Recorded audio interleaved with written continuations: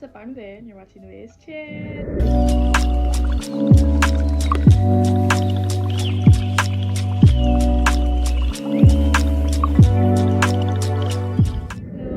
And on today's episode, the plant of the week is the fiddle leaf fig.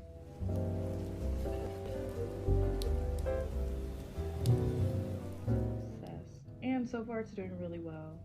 I had one die on me, but there were some circumstances that led to that. So I was a little scared to purchase the next one, but hey, it's going well. Do things that scare you. Not in a dangerous manner, but in the sense of keeping things alive. When you try new things, your brain is stimulated in a different way, so that's what I mean. Don't take that as dangerous advice. But on today's episode, we are going to be talking about the way that perfectionism can affect your self-love. I am going to readjust. Hold on. Okay, that's better. Me being a perfectionist. No, I just wanted to make sure that I don't have to slouch to be in the video. But anyways, perfectionism can ruin your self-love because you have a feeling that you need to be a specific way all the time. Now, don't take that as a way of not using moral compasses, because those are important to individuals, but as perfectionists, we tend to create these boxes that we keep ourselves in, and if we don't act the specific way that a person with that quality would, we start to minimize ourselves in that way. Now, yes, you can be certain things and carry certain characteristics, but that doesn't mean you have to erase the rest of you. Self-love is loving the worst parts of yourself, what you deem the worst parts of yourself as well, and not feeling like you have to change every single detail about you. An improvement also isn't exactly changing those things, it is using what you have and working with it. Similar to what I said, I don't remember how long ago, but working with someone in a relationship, not working on a relationship, because you both are supposed to work together. And that means any type of relationship. But anyways, we define how we see the world. So what you think is beautiful, although yes, it can be altered and influenced by the outside sources. That was just one example of the way that we define how we see the world. Another way is allowing yourself to be. Now, if you are a perfectionist, you can tend to overanalyze the actions that you take in life and who you are and how you are. I remember criticizing every little thing about myself, which was actually like living with the worst. How do I say that? It's like living with the devil on your shoulder, but it's in your head and you can't escape it, which is terrible. I'm sure those of you who know what I'm talking about can relate, and for those that don't, I'm glad. But it is correcting those voices that change the way you see yourself and the world, which would be almost imperfecting the perfectionist idea of it, because you're holding yourself to a standard that does not exist, which means you will never be satisfied with the results. And that's kind of what we bring light to on this channel, if you haven't noticed. Or if you're new here, we tend to bring awareness to things that don't normally see the light of day and things that we don't really talk about as a whole.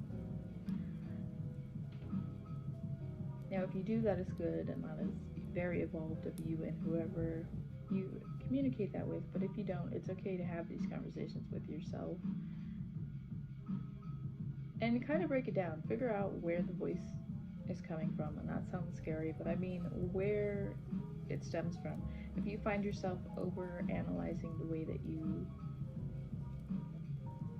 are walking, or the way that you're eating, or the way that you're sitting in a room, ask yourself why. Why does this matter? Who does this matter to? And that about? And you'll come to find out that it's not as important as you think.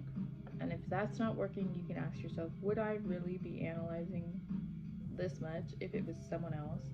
Like, would I really be analyzing my loved one, which includes friends, for just sitting there? Would I be mad at them? Would I be irritated with them? Probably not. And if you would, you may need to work on that. But understanding that perfectionism affects every area of your life, so you have to check it in each area. So romantically, it can affect you physically, emotionally, spiritually, and anything else you could think of. I can't think of anything else. I want to say mentally. I think I did say that though. So yeah, it does. It does affect your self-love, and it can be rewritten. I heard someone say, I forgot what I was watching, but they said rewriting your narrative, which I was like, yes, there it is. Oh, it was a YouTube video. I forgot the YouTuber, but she was saying you rewrite your narrative.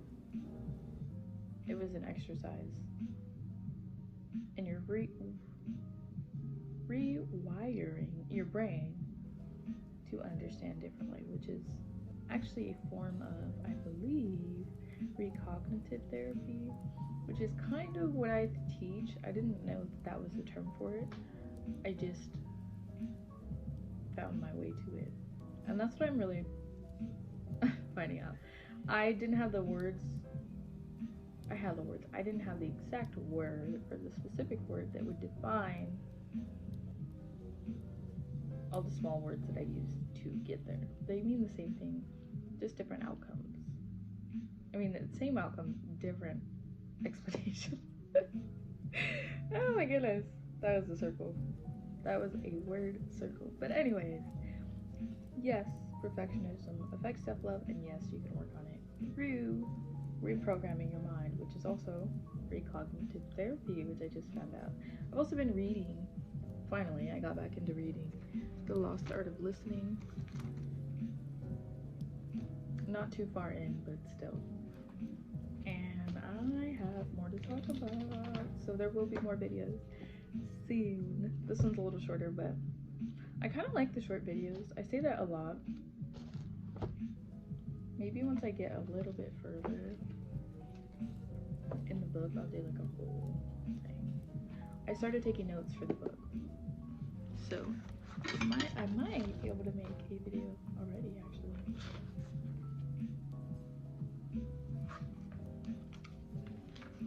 Oops, wrong page. Not too much. Yeah.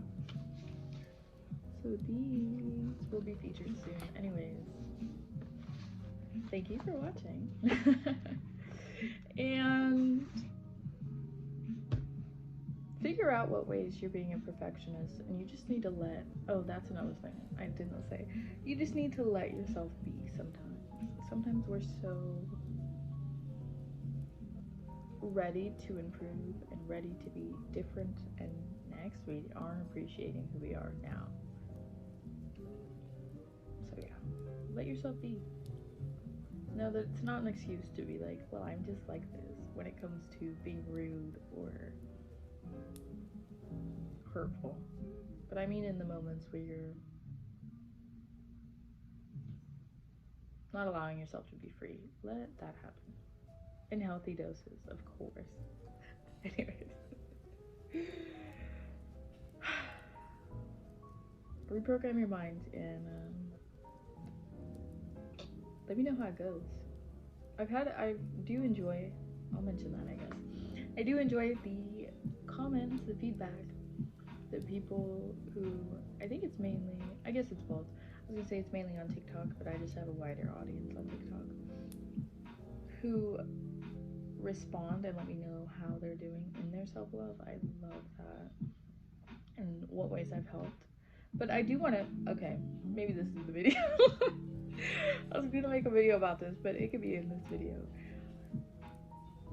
You guys don't owe me anything except to love yourself. That's all you owe me. you don't owe me anything. You're not indebted to me in any way. The only thing you owe me is your own self-love and your own self journey, really, because all I'm doing is giving you the tools and you have to put in the work to build it. So, yeah.